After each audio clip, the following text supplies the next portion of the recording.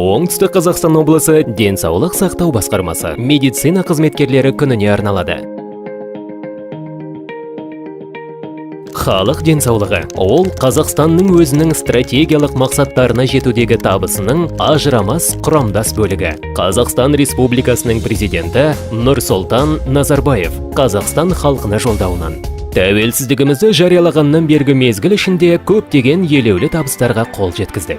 Әрқайсымыздың отбасымыздан басталатын кең байтақ, ұлы отанымыз Қазақстанның тәуелсіздігінің 25 жылдығында облысымызда халықтың денсаулығын сақтау мақсатында көптеген игі істер жүзеге асырылуда. Еліміздің тәуелсіздігі кезінде денсаулық сақтау саласын дамытудың мемлекеттік бағдарламалары қабылданып жүзеге асырылды. Тәуелсіздік жылдары 347 денсаулық сақтау жаңа нысандары салынды. Медициналық ұйымдардың материалдық техникалық базасының жарақталу көрсеткіші 65%-ды құрап, республикалық орта көрсеткішке қол жеткізілді. Облыстық бюджет есебінен жаңа заманауи медициналық құралдармен КТ, МРТ, ангиограф, маммографиялық, флюорографиялық, рентген және ультрадыбыстық аппараттармен жабдықталды. Жедел медициналық көмек бригадаларының саны 173-тен 187-ге дейін көбейтіліп, санитарлық автокөліктің саны 258-ге жеткізілді. Радио байланыспен 100%-ға, GPS навигациясымен 80%-ға жабдықталды. Облыста 7303 дәрігерлер және 22368 медициналық бикелер жұмыс істейді. Саланың ресурстық толықтыруларымен қатар, мамандардың үздіксіз білім алу жүйесі қойылған. Медициналық мамандардың қайта даярлау және біліктілігін арттыруға облыстық бюджеттен жыл сайын 300 миллион теңгеден астам бөлініп, 10 мың маман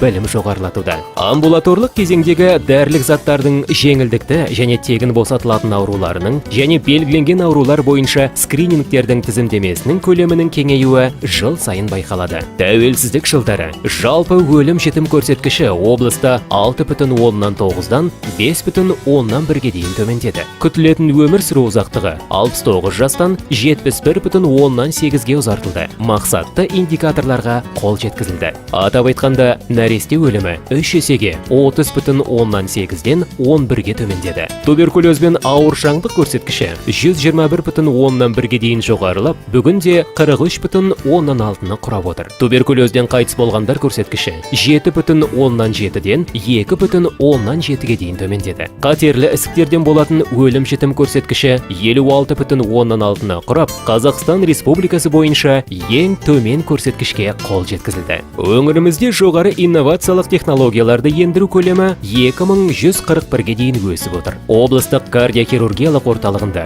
ашық жүрекке, жүрек қан тамырына коронография зерттеу жүргізіп, стенд қою отасы жасалынуда. Педиатриялық қызметті орталықтандырудың аясында жаңа технологияларды ендіруге мүмкіндік жасалды. Шымкент қалалық медициналық жедел жәрдем көрсету ауруханасында 63 науқасқа бүйрек алмастыру отасы, бауыр алмастырудан 5 ота жасалды. Онкологиялық диспансерде бауырдың қатерлі ісік ауруларына шалдыққан науқастарына Монголия, Франция мамандарымен бірлесе 30 ота жасалынды. Бауыр, ми және жатыр ісіктеріне артерия тамырлары арқылы химиялық препараттар ендіру арқылы 40 ота жасалды. Сонымен қатар 213 онкологиялық науқастарға тамыр-ішілік эмболизация жүргізілді. Облыстық клиникалық ауруханасында жасанды шынтақ буын, тізе буын эндопротездерін салу, нейронавигатор мен бас миының көлемді ісіктеріне оталар жасау ендірілді.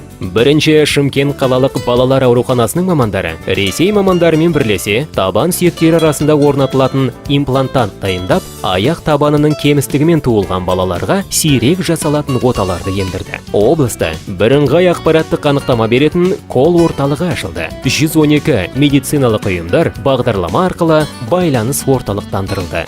Облыс аумағындағы 3 миллионға жуық тұрғындарға сапалы әрі тиімді медициналық қызметін жоғары деңгейде көрсетіп отырған дәрігерлердің күнделікті жұмыс барысында елеулі болған оқиғаларға тоқтала кетсек. Облыстық балалар клиникалық ауруханасы.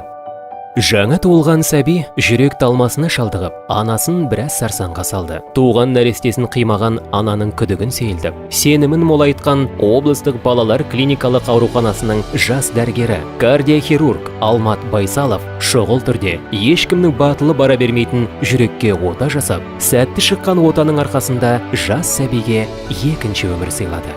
Бұл 3 күндік жас сәбиге жасалған ота еліміздің медицина тарихында кездесе бермейтін елеулі оқиға ретінде тіркелді. Қазір жас сәби анасының құшағында. Ел тәуелсіздігінің 25 жылдық қарсаңында дүниеге келген нәресте күн сайын өз елінің азаматы болып өсіп келеді. Мен ана ретінде баламды өмірге алып келдім. Баламның өмірін алып қалған, өмір сыйлаған кардиохирург Алмат Мейірбековичке үлкен алғысым шексіз. Осыған осындай жағдай жасап отқан елбасымызға үлкен рахмет. Шымкент қалалық жедел жәрдем ауруханасы. Адамға ең қымбат жан ата-ана, әсіресе ананың орны ерекше. Шымкент қалалық жедел жәрдем ауруханасына бауыр ауруымен науқас келіп түседі. Бұл дерттен айығудың бір жолы тек өзге адамның бауырын салу керек екені анықталады. Өз мүшесін анасына қиюға өз баласы донор ретінде келісім береді. Аса күрделі орган бауырға ота жасауға дәрігер-хирург Жорабек Сүйгенбаев кірісіп, баланың бауырын анасына алмастырып, емделушіні қатерлі дертінен айықтырды. Бұл ота жасау барысы қалалық жедел жәрдем ауруханасының жемісі. Адам денсаулығын жақсартуға жағдай жасап отырған елбасымызға алғысымыз шексіз. Шымкент қалалық жедел жәрдем станциясы. Жедел, нақты, шұғыл, бір тұтас іс-әрекет көрсету нәтижесінде адам өмірін сақтап қалуға мүмкіндік туады. Осы жарты жылдықта Шымкент қалалық жедел жәрдем станциясында ерекше оқиға тіркелді. Оқиға былай басталды. Здравствуйте, вызов примите, пожалуйста. Адрес какой у вас? Громова, 24, квартира 4. Болеть кто дома? Сестра моя, Красильникова Людмила Николаевна. Павлов приедет, ждите. Жедел жәрдем қызметкерлері шақыртуды алысымен жолға шықты. Науқасты ауруханаға жеткізу жолында азаматшаның жүрегі тоқтап, күтпеген жағдайға тап болды. Ес-түссіз жатқанын байқаған жедел жәрдем дәрігері Минасилова Күлбала науқасты алғашқы көмек көрсету процесін тиімді пайдаланып, науқастың тоқтап қалған жүрегін қайта соғуға мүмкіндік тудырды. И, конечно, я очень благодарна бригаде скорой помощи, что они оказали мне профессиональную медицинскую помощь.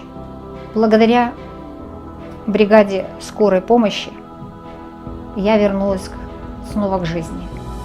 Ең алдымен халқымыздың денсаулығы қымбат деген елбасымыз Нұрсұлтан Назарбаевтың алға қойған міндеттерін орындай отырып, тәуелсіздігіміздің 25 жылдығын облысымыздағы ақ халатты абзал жандарда барша қазақстандықтар сияқты үлкен жетістіктермен, зор мүмкіншіліктермен қарсы алғалы отыр. Еңбектеріңіздің жеңісін көріңіздер. Мерекелеріңіз құтты болсын.